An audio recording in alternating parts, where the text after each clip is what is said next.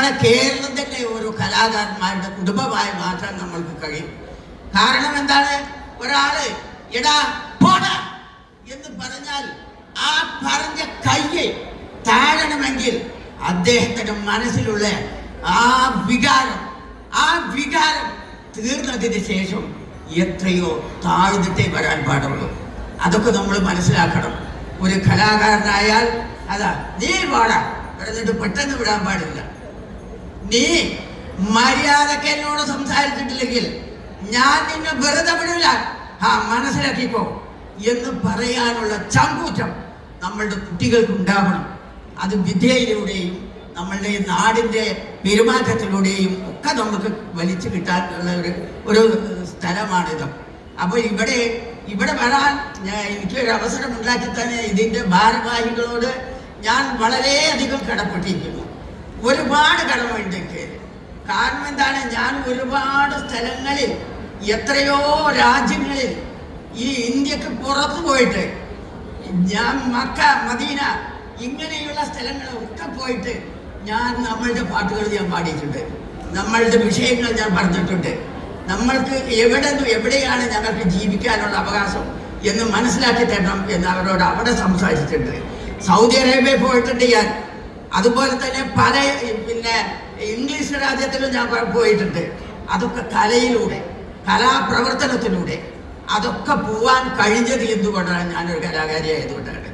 അപ്പോൾ എൻ്റെ ജീവിതത്തിൽ എൻ്റെ ഉമ്മയുടെ പാട്ട് കേട്ടിട്ടാണ് ഞാൻ ഒരു കലാകാരി ആയത്. സത്യം പറയുകയാണെങ്കിൽ ഞങ്ങളുടെ വീട്ടിൽ ഒരുപാട് പണിക്കാരുണ്ടായിരുന്നു. ആ പണിക്കാരോട് 4 മണിക്ക് വരെ നിങ്ങൾ ആരും 4 മണി കഴിഞ്ഞാൽ പിന്നെ പണിയെടുക്കാൻ പാടില്ല, നിങ്ങളിലുള്ള കല എൻ്റെ കുട്ടികളുടെ മുൻപിൽ അവതരിപ്പിക്കുക എന്ന് പറയുമ്പോൾ എൻ്റെ ഉമ്മ ആദ്യം പാടും, തുകരാക്കി മുझे जाने वाले तूने अरमानों की दुनिया लूट ली, मुस्कुराने भी नफाई दी तमन्ना लूट ली, हाय दुनिया लूट ली, ओ जाने वाले.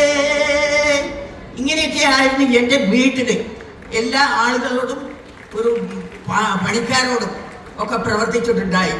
അതുകൊണ്ടായിരിക്കാം ഒരു പക്ഷേ കുറച്ച് വലുതായി വന്നപ്പോൾ ഞാനൊരു നാടക നടിയിൽ നിന്ന് ഞാനൊരു സിനിമാ നടിയായി. പക്ഷേ സിനിമാ നടിയായാൽ നമുക്ക് അത്ര തന്നെ അവരുടെ മുൻപിൽ നമ്മൾ ഒരു നാടക നടിയല്ലേ, അങ്ങനെ അത്രയ്ക്ക് നമ്മൾക്ക് ഒരു ഇത് തന്നോളം എന്നില്ല. പക്ഷേ നമ്മളുടെ അഭിമാനം, എൻ്റെ അഭിമാനം എൻ്റെതാണ്. ആ അഭിമാനം കാത്തു സൂക്ഷിക്കാൻ ഞാൻ ആ വഴിയെ പോവുകയില്ല. ഞാനതിനെ ആഗ്രഹിക്കുന്നുമില്ല. എനിക്കൊരു സിനിമാ നടി ആവണമെന്നുമില്ല. വേണ്ടി വന്നാലും ഒരു കുറച്ച് പൈസ ചിലവാക്കിയിട്ടുണ്ടെങ്കിൽ നമുക്കൊരു സിനിമ എടുത്തൂടെ? അതൊക്കെ ചെയ്യാൻ കഴിയുന്ന ഒരു കാലഘട്ടങ്ങളാണല്ലോ. അപ്പോൾ ഇങ്ങനെയുള്ള ഈ പ്രവർത്തനങ്ങളൊക്കെ നടക്കുമ്പോൾ നമ്മളുടെ വീട്ടിൽ തന്നെ നമ്മൾ കുടുംബങ്ങൾ ഉണ്ടാക്കണം. ചെറിയ വളർന്ന് വരുന്ന കുട്ടികൾ, എൻ്റെ വീട്ടിലെ എല്ലാ കുട്ടികളും പാടും. എൻ്റെ ഉമ്മ നന്നായിട്ട് പാടിയിരിക്കും. അതേപോലെ തന്നെ എല്ലാവരും പാടും. അതുകൊണ്ടായിരിക്കാം ഒരു കലാകാരിയായത്. എന്നാലും ഇന്ന് എനിക്ക് 90ാമത്തെ വയസ്സാണ്. ഈ വയസ്സിൽ നിങ്ങളോട് വന്ന് ഞാൻ സംസാരിക്കുന്നത് എന്തുകൊണ്ടാണ്? കല എന്ന് പറഞ്ഞാൽ അതുപോലെ അഭിമാനിക്കാൻ പറ്റുന്ന ഒരു വലിയൊരു മെത്തേഡാണത്. അത് നമ്മളെ പോറ്റി വളർത്തും.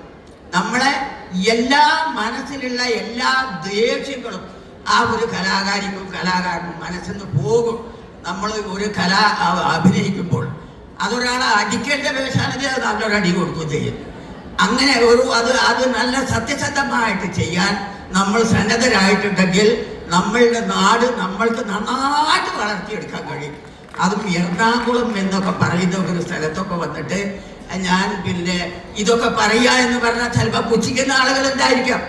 ആ പുച്ഛിക്കുന്ന അവർ പോട്ടെ, അവരെ നമുക്ക് ഞാൻ മനസ്സിലേ വെക്കുന്നില്ല. എന്നാലും ഇനിയും ഇവിടെയൊക്കെ വരാനും ഇനിയും ഒരുപാട് കാലം നിങ്ങളുമായിട്ട് സംവേദിക്കാനും എനിക്ക് കഴിയട്ടെ എന്ന് മാത്രം പറഞ്ഞുകൊണ്ട് ഔപചാരികമായി ഇന്നത്തെ ഈ പരിപാടിയെ ഉദ്ഘാടനം ചെയ്തതായി പ്രഖ്യാപിച്ചുകൊണ്ട് ഞാൻ എൻ്റെ വാക്കുകൾ അവസാനിപ്പിക്കുന്നു. നന്ദി, നമസ്കാരം.